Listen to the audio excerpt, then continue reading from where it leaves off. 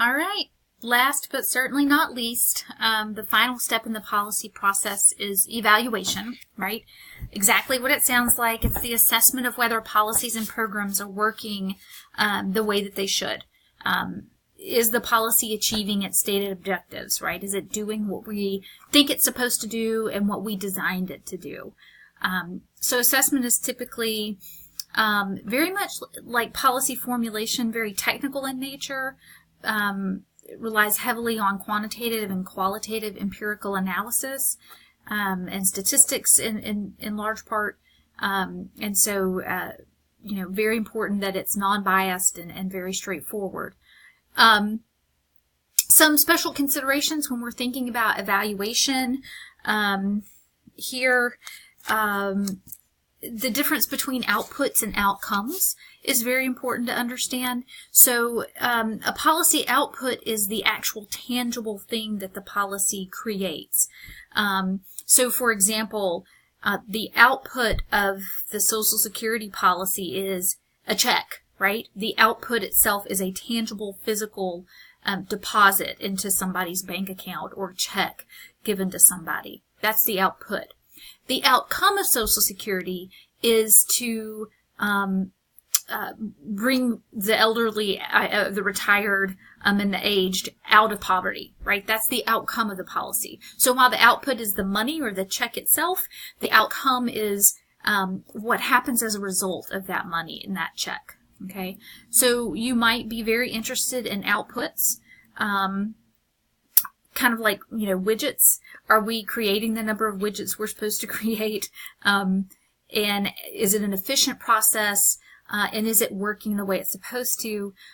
Or you might be more interested in kind of the more nebulous part of that, right? What is the actual outcome? What is the impact of that output on somebody's life or well-being? Okay? Important to think about those two differences. The second kind of special consideration in policy or program evaluation are to think about looking at the unintended consequences, right? So when we make a particular policy, what are the things that happen as a result of that policy that are residual? They're externalities. They weren't the main goal of the policy, but they happened because we adopted the policy, right? So here, if you think about something as simple as how we regulate billboards, highway signs, right? In Vermont in the 1980s, they were concerned about how pretty their roadways were. Obviously, right? Vermont tourism, people go to see the leaves change, they go to ski. I went there this summer. It was lovely. It was beautiful. You have all this beautiful scenery. So they banned billboards on certain highways. And as a result, businesses that had been using billboards instead built these really monstrous statues and other things to catch drivers' eyes, right? To get them to come to the business and to pull off the highway. So a carpet store built this 10-foot genie on a carpet as a sign to attract people. Another place, a car dealership put a VW Beetle on a 20-foot pole, and so people would know the car dealership's there, right? That's an unintended consequence of that billboard ban on highways, okay? So that's a really simple, straightforward example. We can look for unintended consequences in all kinds of places.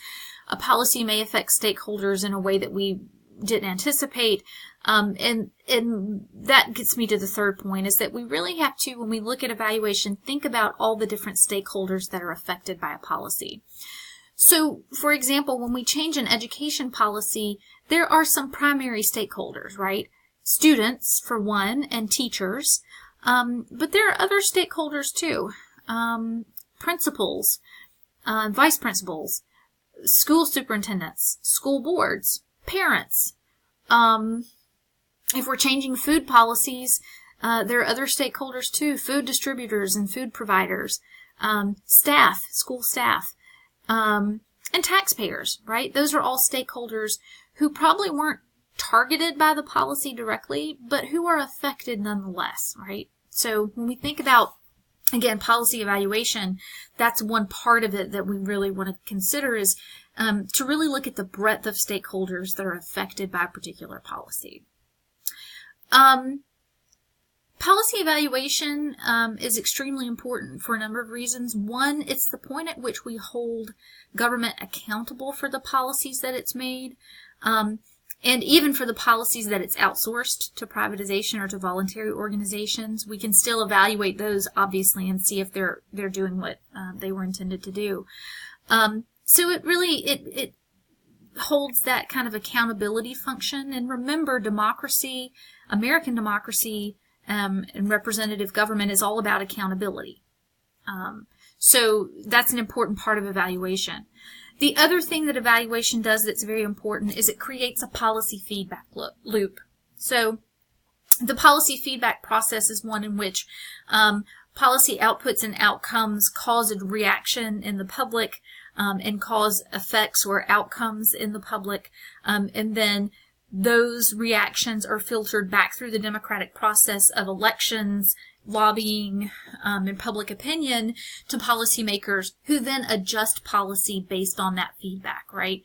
That's the very simplest version of a policy feedback loop. If we think about, this idea that we're constantly adjusting policy at the margins, again, thinking about that incremental basis of policy making. So that feedback that's created through the evaluation process can be incredibly important to adjusting policies to fix them, right?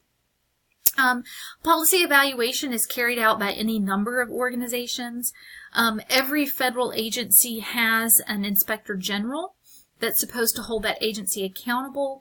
They may not do policy evaluation in the traditional sense as, looking at the effectiveness of a program, but they are performing oversight on the government agency that's implementing the policy, and sometimes evaluation is part of that oversight. The Office of Management and Budget and the Government Accounting Office, both of those are executive branch agencies that do policy evaluation. OMB, as you can tell from the name, often focuses on things that have particular budgetary impact, but they also do very straightforward policy analysis and evaluation. The Congressional Budget Office does the same thing for Congress that the OMB does for the executive branch. Again, evaluating the effectiveness and efficiency of programs across the board. A lot of policy evaluation, though, gets done in think tanks, in universities, and by private firms. So, people like me, and one day people like you, maybe, are doing policy evaluation in all kinds of formats. And think tanks, again, do a good deal of this work as well. Private firms, that's an innovation in the last 20 years or so.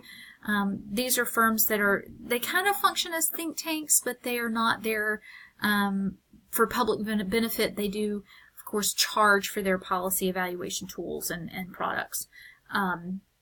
So they're not always available to everyone, right? Again, just like in policy formulation, we should be operating on a technical fact basis. Just the facts. We shouldn't be looking at bias, although of course we may want to evaluate political impacts, and that's okay as long as we're doing so in a very fair and straightforward manner. Okay? And then kind of just the very last part of this whole week 5 material. Okay? Based on our ideas about theories of policy process, theories of policy change, and the policy process itself, we have to ask ourselves the question that we started with, right? We said at the beginning public policy should be responsive. It's should, in a democratic society, take into account the preferences of the general public and represent them as broadly as possible. So we're going to end with that same thought, right? Is policy democratic? And in particular, is the policy process and its outputs and outcomes democratic, right? Is there too much corporate influence? Is there too much government influence? Is there enough public influence, right? There are access points for participation at every step. And if you listened carefully to the lecture, you would have picked up on that. At the formulation phase, there's a lot of opportunity for public input and interest to be represented. Of course, it may be skewed toward corporate interests, but there is an access point. At the legislation phase, obviously, right, that's when our lobbying happens. At the implementation phase with bureaucracies in the Federal Register and rulemaking, and then, of course, voluntary organizations and privatization of implementation also allow for the public to be heavily and sometimes directly involved in implementation. And then evaluation, maybe less about access than about making sure that there's an accountability mechanism there. A private citizen may not have access to the evaluation process itself or to evaluation work itself, but the whole idea behind evaluation is to create that feedback loop so that we're providing information to the public, right? But are those access points enough? And are they skewed toward elites?